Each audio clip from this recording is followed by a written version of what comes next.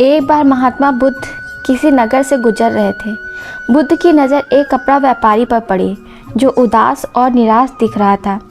बुद्ध उसके पास गए और पूछा, हे भक्त, तुम इतने दुखी क्यों हो? यदि आप मुझे अपनी चिंता के बारे में बताएं तो मैं आपकी मदद कर सकता हूँ।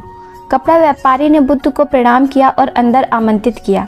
व्यापारी ने कहा, जब से मेरी पत्नी की मृत्यु हुई है तब से मेरे छोटे बेटे की देखभाल के लिए घर पर कोई नहीं है, इसलिए मैं हमेशा उसे अपनी दुकान पर लाता हूँ। लेकिन वह मेरी दुकान पर आने वाले हर ग्राहक की पगड़ी उतार देता है और कभी कभी उनका बैग उठाकर फेंक देता है।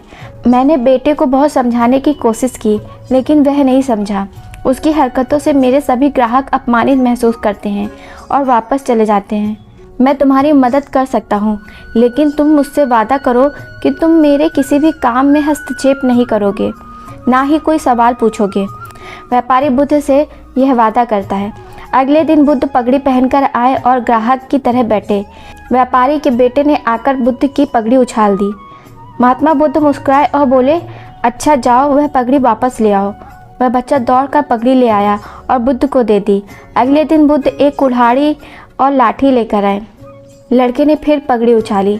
बुद्ध ने लड़के को एक कुल्हाड़ी और लकड़ी दी और कहा, जाओ इस लकड़ी को काटो। व्यापारी को थोड़ा डर था कहीं उसके बेटे को चोट न लग जाए, लेकिन उन्हें अपना वादा याद आता है। 7 दिनों तक महात्मा बुद्ध कोई ना कोई नया काम लेकर आते और लड़के से करवाते। जल्द ही लड़का भूल गया कि उसे किसी की पगड़ी उछालनी है। व्यापारी बहुत खुश हुआ और बुद्ध को धन्यवाद दिया। मैं जानती हूँ कि इस कहानी और मन के नियंत्रण के बीच कोई विशेष संबंध नहीं है, लेकिन पहले आप इस तर्क को समझ लें।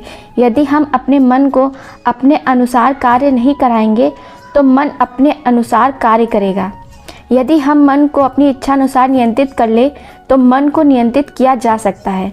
मन 2 तरह से काम कर सकता है।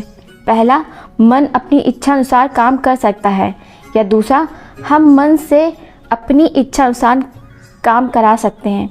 बुद्ध के मिलने से पहले लड़के का मन मस्तिष्क अनियंत्रित रूप से उसकी इच्छा के अनुसार काम कर रहा था, लेकिन बुद्ध ने लड़के से अपनी इच्छा के अनुसार काम कराया, जिससे उसकी आदतें बदल गईं।